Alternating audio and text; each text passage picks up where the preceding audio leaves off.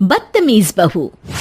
सभ्यता से भरपूर शास्त्री परिवार की इकलौती बेटी मोहिनी को बचपन में ही पढ़ाई के लिए विदेश भेज देते हैं, जहां से वो सालों बाद ग्रेजुएशन पूरी करके इंडिया वापस आती है, जो अब संस्कार, सभ्यता, संस्कृति जैसी चीजों से कोसों दूर होती है। एक सुबह मोहिनी शॉर्ट ड्रेस पहने, कानों में हेडफोन लगाए जोर जोर से इंग्लिश गाने गाती हुई घर में घूम रही होती है। सुबह सुबह भगवान का नाम लेते हैं, राक्षसों की तरह चिल्लाते नहीं। पॉप्स, आपको अच्छे गाने की बिल्कुल समझ नहीं है, so take a chill pill. अरे मोहिनी, पापा से ऐसे बात करते हैं क्या? सारी तमीज भूल गई हो। ओह मॉम प्लीज, इतनी बड़ी भी कोई बात नहीं हुई, सो डोंट ओवर रिएक्ट। ऐसे ही दिन बीतते हैं जिसमें मोहिनी के तौर तरीके, रहने और बात करने का ढंग उसकी मम्मी पापा को परेशान करने लगता है। भला कोई मानेगा कि ये मेरी बेटी है? रीति रिवाज और संस्कारों से तो इसका दूर दूर तक कोई नाता नहीं, और अब तो लगता भी नहीं कि कभी होगा। अरे ऐसे कैसे नहीं होगा? लड़कियां सारे नखरे अपने माँ बाप को ही दिखाती है। ससुराल जाकर उन्हें सब कुछ करना भी पड़ता है और मानना भी। पत्नी की बात शास्त्री जी समझ जाते हैं और कुछ ही दिनों में अपने से भी ज्यादा धार्मिक परिवार में निखिल के साथ मोहिनी का रिश्ता पक्का कर देते हैं। रिश्ता तो पक्का कर दिया, पर यहाँ मोहिनी को कैसे मनाएंगे? शादी ब्याह के मामले में आटे में नमक जितना झूठ तो चलता है जी। इसी तरह एक के बाद एक तिकड़म लगाते हुए दोनों मिलकर मोहिनी को शादी के लिए तैयार कर लेते हैं और मोहिनी निखिल की शादी हो जाती है, जिसके अगले दिन से ही मोहिनी दोबारा अपने पूरे अवतार में शॉर्ट ड्रेस पहनकर घर में घूमने लगती है। बहू को ऐसे देख सास की आंखें फटी की फटी रह जाती हैं। अरे ये क्या बेशर्मी है, हमारे घर की लड़कियां जींस तक नहीं पहनती और तुम बहू होकर इतने छोटे कपड़े पहनकर पूरे घर में घूम रही हो। सीरियसली मॉम, प्लीज आप अपनी इस 80 के दशक वाली सोच में मुझे इंक्लूड मत करो। हाय तौबा, एक तो बेशर्मी दिखाती है, ऊपर से सास के साथ जुबान भी लड़ाती है। अरे जल्दी कपड़े बदल कर आ, घर की पहली आरती तुम्हें ही करनी है। इतनी देर में निखिल भी वहां आ जाता है। माँ, पापा आने वाले हैं, पूजा का सारा सामान तैयार है ना? ये पूजा हमेशा मेरे बॉयफ्रेंड्स के पीछे पड़ी रहती थी और अब हस्बैंड के पीछे भी आ गई। मोहिनी की बातें सुन सास तो अपना सिर पकड़ लेती है, लेकिन निखिल किसी न किसी तरह उसे पूजा के लिए कन्विंस करके कपड़े चेंज करने के लिए भेज देता है, जिस पर पूजा खत्म होने के बाद वो एक बार फिर अपनी शॉर्ट ड्रेस में आ जाती है। बहू, ये क्या तरीका है? संस्कार नाम की कोई चीज है या नहीं? नहीं ससुर जी, संस्कार मेरा दूसरा बॉयफ्रेंड था, अब तो मेरा उससे कोई कांटेक्ट नहीं है।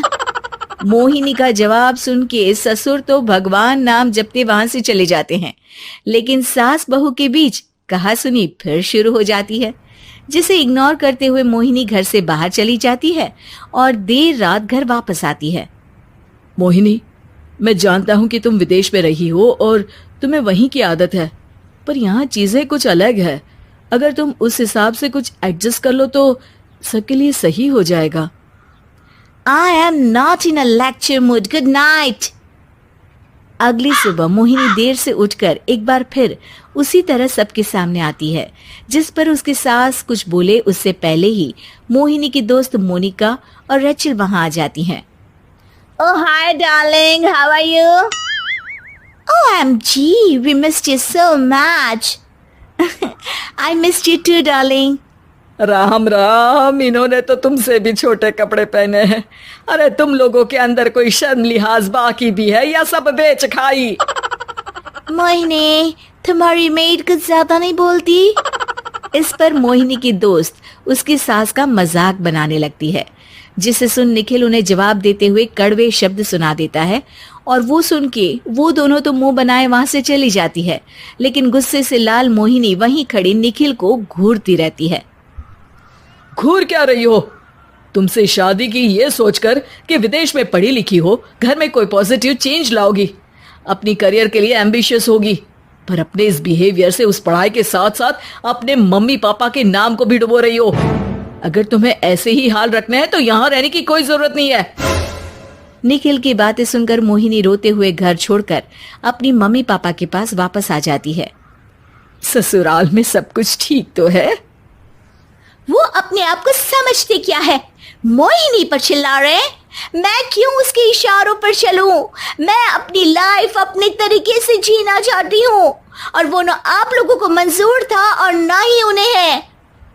तुम यहाँ नहीं रह सकती। अपने पापा की बात सुन के मोहिनी हैरान रह जाती है। हाँ, तुमने बिल्कुल सही सुना। अगर तुम्हें अपने इस घमंड, बेशर्मी और बदतमीजी में ही जीना है तो तुम यहाँ भी नहीं रह सकती। बेटी, मैं मानता हूँ हमारे यहाँ रीति रिवाज बहुत मायने रखते हैं और हमने उन्हीं के ओवरडोज से बचाने के लिए तुम्हें विदेश भेजा था। एक लड़की जो शादी करके घर और बच्चे संभालती है, उससे तुम अपने आप को ज्यादा समझ सको इसके लिए भेजा था। तुम उससे ज्यादा समझो और बनो, पर तुम तो किसी दूसरी ही ट्रेन में चढ़ गई बेटा। उसके मम्मी पापा बहुत देर तक मोहिनी को सारी बातें समझाते हैं, जिन्हें सुनकर मोहिनी को अपनी गलती का एहसास होता है। वो जॉब ज्वाइन कर लेती है और ससुराल वापस आकर उन्हें मॉडर्न बनाती है और खुद भी कुछ रिवाज सीखते हुए खुशी से रहने लगती है। इसका नाम शशि रखते हैं। क्या समझी जी? शशि लड़कियों का नाम है, क्लास के बच्चे इसे चिढ़ाएंगे ना। हाँ, शशि की जगह कोई चची, शुशी या शुशु बोलेगा तो? हाँ, इसीलिए इसका नाम गणेश रखते हैं। अरे समधी जी, बच्चे की काया तो देखो, दुबला पतला है एकदम। गणेश जी तो मजबूत कद काठी के थे। अपना बच्चा तो सिंगल हड्डी है। ये नाम जमेगा नहीं इस पर। हाँ, भैया की बेटी का नाम थोड़ा मॉडर्न रखती हैं, जैसे रॉकी। रॉकी? रॉकी तो हमारे डॉग का नाम है। अगर ऐसा ही नाम रखना है तो शेरू रख लो। आप लोग कुछ भी बोल रहे हैं। अरे कुछ भी बोलना रॉकी बोलने से तो बेहतर ही है ना। किरण और रवि को पहला बच्चा हुआ था। दोनों के ही परिवार वाले उस बच्चे का नाम रखने के लिए पूरा जोर लगा रहे थे। 3 महीनों से ये लड़ाई चल रही थी, मगर कोई भी एक ढंग का नाम नहीं रख पाए थे। किरण और रवि इस बात से बहुत परेशान थे, लेकिन परिवार के लोगों के सामने कुछ बोलते भी नहीं थे। दामाद जी पे गया है बेटा, उनका नाम रवि है तो इसका नाम शनि रख देते हैं। शनि देव रवि, यानी सूर्य के ही तो बेटे थे ना। अरे समधन जी, आपने अकल चोर बाजार में बेच दी है क्या? शनि कैसा नाम है? ऐसे तो आप आगे आने वाले बच्चों के नाम साढ़े साती और दैया रख देंगे। हैं? अरे जबान संभाल कर बात कीजिए। और आप भी जबान संभाल कर नाम बताइए। शनि नाम रखोगी तो कोई भी इस पर तेल डालकर चला जाएगा। किरण के सब्र का बांध टूट रहा था। बच्चे पे पहला हक उसकी माँ का होना चाहिए, है कि नहीं? नाम मुझे रखना था, लेकिन सब लोग मिलकर नाम रखना चाहते हैं। ऐसा लग रहा है कि सब लोग लूडो खेल रहे हैं। कौन पहले नाम रखेगा बच्चे का? बात तो सही कह रही हो तुम, लेकिन तुमने क्या नाम सोचा है किरण? टाइगर। अरे यार किरण, माना कि तुमको टाइगर श्रॉफ पसंद है, पर बच्चे का नाम थोड़ी ना रख देंगे। ऐसे तो मुझे मोगेम्बो पसंद है, तो क्या बच्चे का नाम मोगेम्बो रख दूंगा?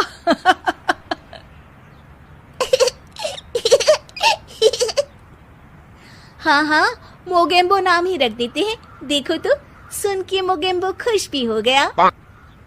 अरे मजाक छोड़ो। देखो, मैं पंडित को बुला रहा हूँ, सबको इकट्ठा करके एक नाम डिसाइड कर लेंगे, ठीक है? पंडित जी घर आते हैं और उनके साथ सब बच्चे का नाम रखने के लिए इकट्ठा हो जाते हैं। पंडित जी, वैसे तो नाम हम सोच चुके हैं, लेकिन आप भी कोशिश कर ही लीजिए। नाम तो हम भी सोच चुके हैं, दिग्विजय नाम रखेंगे। ऐसा नाम रखो जो मुंह में ना अटक जाए। कोई ऐसा नाम हो जो झट से मुंह से निकले। तो ऐसा करते हैं, दांत नाम रख देते हैं, जल्दी से मुंह से निकलेगा ना। चुप हो जाओ बेटा, मुंह से दूध जैसी बातें नहीं निकाल सकते तो कम से कम गोबर जैसी बातें भी मत निकाला करो। यजमान लड़िए मत, काम खत्म करना है और मुझे और भी दान लेने मेरा मतलब है नाम रखने जाना है। अभी सुबह से एक बच्चे का नाम मुन्नी रख कर आया हूँ। हैं? अरे पंडित जी, ये तो नाम ही बदनाम है। ऐसा नाम रखते हैं, अगर आप तो रहने ही दीजिए। अरे नहीं नहीं, उनका बजट कम था, बजट बढ़ता तो नाम भी बड़ा रख देता। यार विकी नाम रख देते हैं ना। अरे यार, आप ये रॉकी, विकी, आलू टिक्की, काजू चिकी जैसे नाम क्यों रखना चाहती हो इसका? ये बच्चा है, कोई खाने की चीज थोड़ी ना है। हम इस बच्चे का नाम मनहूस रख देते हैं। अरे क्यों? इसके आते ही कितनी लड़ाइयाँ हो रही हैं घर में। चुप रहो बहू, बच्चे के लिए गुस्से में कुछ भी मत बोला करो। आप मेरी बेटी से अच्छे से बात कीजिए। हाँ हाँ हाँ करती हूँ। श्री श्री 1008 बहुदेवी जी, कृपया करके क्रोधित होकर शिशु के बारे में बुरे शब्दों के प्रयोग से बचें। अरे मेरी लड़की को ताने मत मारिए आप। तो फिर कोई गाना ही मार दूं? बताइए कौन सा गाना मारूं? कुछ कुछ होता है या फिर दिल तो पागल है। आपसे तो मुंह मिलाना ही बेवकूफी है। सब लोग नाम को लेकर बहस करने लगते हैं। इस शोर शराबे से परेशान पंडित जी बोल पड़ते हैं। लड़के का नाम रखने में मत होइए परेशान, मेरे पास है इसका एक समाधान। ना लड़के वालों की ना लड़की वालों की मर्जी चलेगी। नाम बच्चे का वही होगा जो पहला शब्द उसकी जुबान बोलेगी। सब पंडित जी के इस उपाय को मान लेते हैं और सब बच्चे के आसपास खड़े होकर बोलने का इंतजार करते हैं। बच्चा थोड़ी देर में बोल उठता है। माँ माँ। मामा बोला, मामा बोला। तो क्या इसका नाम मामा ही रख दे? बात तो यही हुई थी कि जो पहली बात बच्चे के मुंह से निकलेगी वही रख देंगे। बस पंडित जी ने बच्चे का नाम मामा रख के सबको मामू बना दिया। उस दिन के बाद से उस बच्चे का नाम पड़ गया मामा शर्मा। सब इस नाम पे बहुत पछताए, लेकिन अब पछताए क्या हो जब नाम पड़ गया। उसने पैसों के लिए एक ऐसे इंसान से शादी की जो पहले से शादीशुदा और एक बच्चे का पिता भी था। कमला के पति को मरे हुए एक अरसा बीत गया है। अब वो अपने सौतेले बेटे वैभव के साथ रहती है। वैभव के दिल में अपनी माँ को लेकर इतना डर है कि वो अपनी माँ के सामने एक शब्द नहीं बोल पाता। उसकी माँ जो कहती है उसको सर झुकाकर वही मानना पड़ता है। वैभव, तुमने अभी तक घर का काम क्यों नहीं किया? तुमसे कितनी बार कहा है कि सूरज निकलने से पहले तुम घर की साफ सफाई पूरी कर दिया करो। वैभव कुछ नहीं बोलता, चुपचाप सर झुकाए अपनी माँ की बात सुनता रहता है। तभी पास में खड़ा नौकर सुखराम कहता है, मालकिन, वैभव बाबा को रात से तेज बुखार है, इसलिए वो सुबह जल्दी उठ नहीं पाए। उनके बदले मैं घर की साफ सफाई कर देता हूँ। इसे कोई बुखार नहीं है, मैं इसे अच्छी तरह से जानती हूँ। ये सब काम न करने के बहाने हैं। सुखराम काका, बोल दो इसे, सारे घर का काम यही करेगा और इससे समय पर अपना काम पूरा नहीं किया तो इससे आज का खाना भी नहीं मिलेगा। मगर मालकिन, वैभव बाबा की सच में ही तबीयत खराब है, आप एक बार देख तो लीजिए। कमला बिना कुछ बोले वहां से चली गई और बेचारा वैभव तेज बुखार में भी काम करता रहा। कमला वैभव की शादी एक ऐसी लड़की से कराना चाहती थी जो अनपढ़ हो और कमला से इसी तरह डरे जिस तरह वैभव डरता है, ताकि वैभव की सारी जायदाद और धन दौलत उसकी मुट्ठी में रहे। लेकिन आज के जमाने में ऐसी लड़की मिलना मुश्किल है। कमला कार में यही सब कुछ सोचती जा रही थी कि तभी रास्ते में, अरे ड्राइवर, तुमने कार क्यों रोक दी और ये इतना शोर कैसा? मैडम, आगे कुछ बंजारों का खेल चल रहा है, इसलिए भीड़ लगी है। मैं अभी भीड़ को साइड में करवाकर कार निकालता हूँ। ड्राइवर भीड़ को साइड करके कार निकालने की कोशिश करने लगा कि तभी कमला की नजर रस्सी पर चल रही एक फुलवा नाम की बंजारन पर पड़ी। क्यों ना मैं इस बंजारन की शादी वैभव से करा दूं। ये तो अनपढ़ लग रही है, मेरे पैरों तले दबकर भी रहेगी। मुझे अभी इसके माँ बाप से बात करनी होगी। ये सोचकर कमला ने उन बंजारों से बात की और उन्हें शाम को अपने घर बुलाया। फुलवा के माता पिता वहां उसे लेकर आ गए। उन्होंने इतना आलीशान घर पहले कभी नहीं देखा था। अच्छा हुआ आप लोग आ गए। देखिए, मुझे घुमा फिरा कर बात करने की आदत नहीं है, इसलिए सीधे सीधे मुद्दे पर आती हूँ। मुझे आपकी बेटी बहुत पसंद है। मैं अपने इकलौते बेटे की शादी आपकी बेटी फुलवा से कराना चाहती हूँ। इसके बदले में आप जो चाहो वो ले सकती है। तभी फुलवा की माँ कहती है, ये क्या कह रही है मैम साहब? कहीं आप हमारी गरीबी का मजाक तो नहीं उड़ा रही ना? आप मेरे बेटे से मिल लो। अगर आपको मेरा बेटा पसंद आता है तो मैं कल से ही शादी की तैयारी शुरू कर दूंगी। सुखराम, सुखराम, वैभव को लेकर आओ। फुलवा अपनी माँ के कान में फुसफुसाती है। माँ, कहीं इस मेम साहब का छोरा पागल तो ना है? फुलवा अपनी माँ से बात कर रही होती है कि वैभव वहां आता है। फुलवा उसे देखती ही रह जाती है और उसके माता पिता उसकी शादी तय कर देते हैं।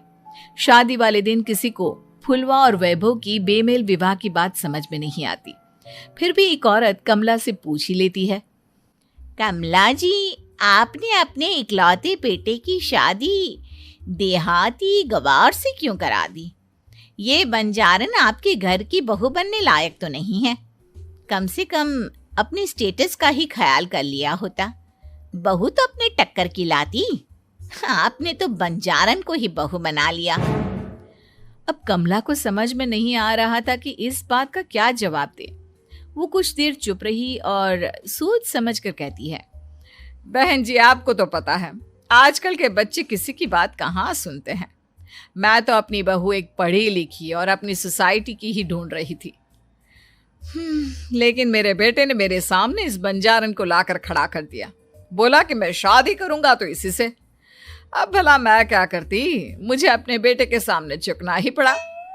कमला की ये बातें सुखराम भी सुन रहा था। उसने ये सारी बातें वैभव को जाकर बता दी। काका, मैं तो फुलवा को जानता भी नहीं, फिर माँ मेरे बारे में झूठ क्यों कह रही है? अरे बेटा, तुम कितने भोले हो, तुम्हें कुछ भी नहीं पता। तुम्हारे पिता अपनी सारी संपत्ति तुम्हारे नाम करके गए हैं। तुम्हारी माँ नहीं चाहती कि ये संपत्ति तुम्हें मिले, इसलिए उन्होंने तुम्हारी अनपढ़ लड़की से शादी करवाई ताकि तुम्हारी तरह वो भी अपने हक के लिए आवाज ना उठा सके। सुखराम काका, मैं क्या करूं, आप ही बताओ। माँ के सामने आते ही मेरे हाथ पैर कांपने लगते हैं। मैं माँ को कुछ भी नहीं कह पाता। वे दोनों बात कर ही रहे थे कि अचानक कमला वहां आ गई। कमला को देखकर दोनों घबरा गए। तुम दोनों फिर कभी बातें कर लेना, अभी फेरों का समय हो गया है, चलो जल्दी आओ। इस तरह फुलवा और वैभव की शादी हो गई। अगले दिन कमला ने फुलवा को बुलाया और उसे नसीहत देने लगी। देख बंजारन, तुझे मैंने अपनी बहू बना तो लिया है, लेकिन तुझे इस घर में आंख कान मुंह बंद करके रहना होगा। घर का काम कर और अपने पति से मतलब रख, समझी? कमला का ऐसा रवैया फुलवा को बिल्कुल समझ में नहीं आया। उसने वैभव से इस बारे में बात की। सुनिए ना, माँ जी ने जिस तरह मुझसे बात की मुझे अच्छा नहीं लगा। शादी से पहले तो वो मुझसे बहुत अच्छे से बात कर रही थी, लेकिन शादी के बाद उन्हें क्या हो गया? तुम ज्यादा मत सोचो, जैसा माँ कहती है वैसा ही करो। ये कहकर वैभव वहां से चला गया। अगले दिन वैभव को घर के नौकरों की तरह काम करता देख फुलवा को बहुत हैरानी हुई। फुलवा ने इस बारे में सुखराम काका से बात की तो सुखराम काका ने फुलवा को सारी बात बता दी। अब फुलवा को समझ में आ गया कि उसकी सास ने एक बंजारन को बहू क्यों बनाया। एक दिन वैभव घर का काम कर रहा था, तभी उससे कांच की प्लेट टूट गई। किसने गिराई ये कांच की प्लेट? वैभव को वहां खड़ा देख कमला ने छड़ी से उसे मारना शुरू कर दिया। उसके पैर में कांच चुभ गया और खून बहने लगा। लेकिन फिर भी कमला उसे मारे जा रही थी। ये देखकर फुलवा ने कमला के हाथ से छड़ी छीन ली और तोड़कर फेंक दी। बंजारन, तेरी इतनी हिम्मत, तूने मेरे हाथ से छड़ी छीनी? कमला फुलवा को थप्पड़ मारने ही वाली थी कि फुलवा उसका हाथ पकड़ लेती है। ओ सस माँ, मैंने मॉम की गुड़िया ना समझ लियो। बंजारन हो बंजारन, ईंट का जवाब पत्थर से देना जानती हूँ। आज के बाद मेरे या वैभव जी के ऊपर हाथ उठाने की सोचियो भी ना, समझी ससु माँ? ये कहकर फुलवा वैभव को लेकर वहां से चली गई। उसने वैभव के पैर पर पट्टी बांधी, उसके आंसू पोंछे। वैभव ने पहली बार किसी के दिल में अपने लिए इतना प्यार महसूस किया। अब फुलवा वैभव का हर काम में हाथ बटाती, उसका बहुत ख्याल रखती। इस तरह दोनों बहुत ज्यादा नजदीक आ गए। वहीं दूसरी ओर कमला सारी जायदाद अपने नाम करने की साजिश करने लगी। और एक दिन, वैभव, वैभव, जल्दी बाहर आओ। कमला की आवाज सुनकर वैभव और फुलवा अपने कमरे से बाहर आ गए। जी माँ, आपने बुलाया? ये ले, इन कागजों पर साइन कर दे। वैभव कागजों पर साइन करने ही वाला था कि फुलवा वैभव के हाथ से पेन छीनकर कहती है, ना वैभव जी, आप इस पर हस्ताक्षर नहीं करेंगे। आओ बंजारन, मैं तुझसे बात नहीं कर रही। ये बात मेरे और मेरे बेटे के बीच की है। चुपचाप पेन दे दे, नहीं तो तेरी खाल उधेड़ लूंगी। सस माँ, बंजारन की खाल इतनी भी ढीली ना होवे कि कोई भी उधेड़ लेवे। जो यकीन ना आता हो तो देख ले उतार के। और हाँ, बंजारन जरूर हूँ पर अनपढ़ ना हूँ। मन्ने भी पता है कि किसी भी कागज पर साइन करने से पहले उसे अच्छी तरह पढ़ लेवे हैं। पेन देती है या नहीं? ये कहकर कमला फुलवा को मारने आई तो फुलवा ने कमला को धक्का दे दिया और वो नीचे गिर गई। कमला डरकर वहां से भाग गई। अब फुलवा ने वो कागज उठाए और वैभव के साथ सीधा वकील के पास चली गई। वकील ने वो कागज देखे और फुलवा को बताया, वैभव के पिता की सारी जायदाद और संपत्ति वैभव के नाम है, लेकिन वैभव की सौतेली माँ इस संपत्ति को अपने नाम कराना चाहती है, इसलिए इन कागजों पर वो साइन करा रही थी। तो अब हमें क्या करना चाहिए वकील साहब? वकील ने फुलवा और वैभव को सब कुछ अच्छी तरह से समझा दिया। अब दोनों घर पर पुलिस को लेकर पहुंचे। कमला पुलिस को देखकर घबरा गई। पुलिस ने कहा, आपके नाम की कंप्लेंट हुई है, आपको हमारे साथ थाने चलना होगा। कंप्लेंट? कैसे कंप्लेंट? आप अपने सौतेले बेटे पर बहुत अत्याचार करती हो, धोखे से सारी जायदाद अपने नाम करा रही थी। अब नहीं इंस्पेक्टर साहब, जरूर ये मेरी बहू की कोई साजिश है, इसने गलत कंप्लेंट की है। मैडम, शिकायत आपकी बहू ने नहीं बल्कि आपके बेटे वैभव ने की है। कमला वैभव का नाम सुनकर दंग रह गई। जिस बेटे ने कभी उसके सामने सर नहीं उठाया था, आज वही बेटा उसके सामने पुलिस को लिए आया है। वैभव, तुम्हारी इतनी हिम्मत कि तुम पुलिस को ले आए? हाँ माँ, मैं लाया हूं पुलिस को, और मेरे अंदर इतनी हिम्मत कभी ना आती अगर फुलवा मेरा साथ ना देती। आपने बंजारन बहू को लाकर अपने ही पैर पर कुल्हाड़ी मारी है माँ। मैडम, अब की बात खत्म हो गई हो तो चलो हमारे साथ। वैभव, मुझे माफ कर दो, मुझे थाने मत भेजो। आज के बाद मैं तुम्हें कभी नहीं मारूंगी, तुम्हें कभी परेशान नहीं करूंगी, मुझे माफ कर दो। वैभव अपनी कंप्लेंट वापस ले लेता है और पुलिस वहां से चली जाती है। वैभव अपनी सौतेली माँ से कहता है, मैंने पुलिस को वापस तो भेज दिया है, लेकिन मैं आपको माफ नहीं कर सकता। आपने बचपन से आज तक कभी मेरे सर पर हाथ नहीं रखा, हमेशा मुझे मारती रही, नौकरों की तरह बर्ताव करती रही। आप इस घर में नहीं रह सकती, चली जाइए यहां से।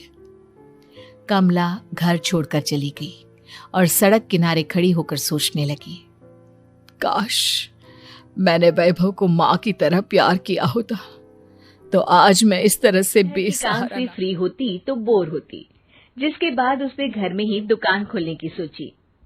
अरे ये इतने सारे कपड़े, अरे बहू क्या करेगी इनका? माँ जी, मैं घर में बोर होती हूँ तो सोचा सामने के कमरे में कपड़ों की दुकान खोल लूं। घर का काम भी हो जाएगा और 4 पैसों की कमाई भी। अरे वाह वाह, ये तो बहुत ही अच्छी बात है। मैं भी तेरी मदद कर दिया करूंगी। वाह माँ जी, तब तो मजा आ जाएगा। अब हम दोनों मिलकर खूब पैसे कमाया करेंगे। अब क्या था, सास बहू का काम चल पड़ा। एक दिन, अरे राकेश की माँ, सुनती हो? कहाँ चली गई? भूख के मारे पेट में चूहे कूद रहे हैं। अरे नंदिनी, कहाँ हो? भूख लग रही है। पापा कहाँ है माँ? पता नहीं बेटा, भूख लग रही है। आज तो किसी ने चाय भी नहीं पूछी। तभी सास बहू घर के अंदर ढेर सारे सामान के साथ आती हैं और वो भी हंसती हुई। अरे वाह बहू, ये तो बड़ी अच्छी मार्केट दिखाई तूने।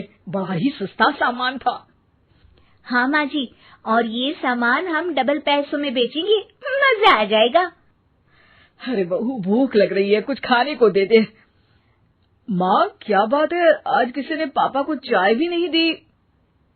अरे बेटा, अब 40 साल में तेरे पापा ने क्या चाय बनाना भी नहीं सीखा? अरे बेटा, रहने दे अब इस बहस को। तुम लोगों ने वैसे बनाया क्या है? बहू परेशान हो जाती है और सास को अकेले में लेकर जाती है। माँ जी, आज तो हम लोगों ने खाना ही नहीं बनाया। अरे बेटा, बाहर के छोले भटूरों से पेट इतना भर गया कि याद ही नहीं रहा कि घर में ये लोग भी हैं खाना खाने के लिए। अब क्या किया जाए? तभी घर में एक महिला आती है। जी, वो सुना है आप लोगों की यहाँ साड़ी बिकती है, जरा दिखाएंगे क्या? हाँ हाँ, क्यों नहीं। माँ जी, आप इन्हें साड़ी दिखाइए, मैं तब तक पिताजी और इनके लिए खाने का इंतजाम करती हूँ। सास उस औरत को लेकर सामने वाले कमरे में चली जाती है जहाँ उन लोगों ने दुकान खोली थी। वहीं बहू भी किचन में चली जाती है। अब इतनी जल्दी क्या बनाऊं? पापा जी तो खाने के लिए भी बैठ गए हैं। आइडिया, मैं खाना बाहर से ही ऑर्डर कर देती हूँ। थोड़ी देर में खाना आ जाता है और बहू टेबल पर खाना लगा देती है। हे भगवान, कितनी कड़वी दाल बनाई है बेटा। नहीं नहीं पिताजी, वो। क्या बात है नंदिनी, रोटी तो चबाई ही नहीं जा रही है, लग रहा है रबड़ खा रहा हूँ। एक तो इतने महंगे होटल से खाना मंगवाया और वो भी इन लोगों को पसंद नहीं आया। तभी सास नोट गिनती हुई बाहर आती है। वाह माँ जी, बड़ी कमाई हुई लगती है। हाँ, मैंने वो 2000 वाली साड़ी 3000 में बेच दी। अरे वाह माँ जी। दोनों सास बहू बहुत खुश हो जाती हैं। मेरे पेट में ना बेटा जोर का दर्द हो रहा है। अरे माँ, क्या हुआ? पेट में दर्द? बाहर का कुछ खाया था क्या? मैदा तो नहीं खा लिया? मैंने छोले भटूरे खाए थे। माँ, क्यों खाए? आपको तो पता है कि आपको मैदा सूट नहीं करता। चलिए माँ को डॉक्टर के पास ले जाते हैं। तभी अंदर से पापा की आवाज आती है। हे भगवान, मेरा तो पेट खराब हो गया। सब पिताजी के पास जाते हैं। पिताजी, आपको क्या हुआ? खाना बासी था शायद। अरे पिताजी, नंदिनी जानती है कि बासी खाने से आपकी तबीयत खराब हो जाती है, तो वो ऐसा क्यों देगी, है ना नंदिनी? वो खाना मैंने बाहर से ऑर्डर किया था। मैं और माँ दुकान का सामान लेने गए थे, इसलिए खाना नहीं बना पाए।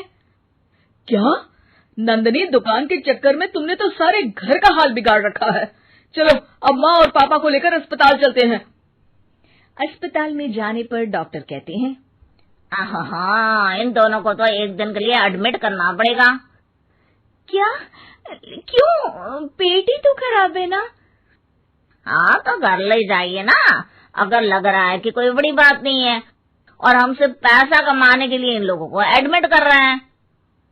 नर्स, जरा इन लोगों को बिल तो दे देना। चलिए, मैं आप लोगों को पैकेज समझा देती हूँ। जब बहू के हाथ में बिल आता है, हे भगवान, 60,000 रुपए! इतना तो मैंने कमाया भी ना था। अब समझ गई कि कमाई के चक्कर में घर के लोगों की सेहत के साथ मैं खिलवाड़ कर रही थी।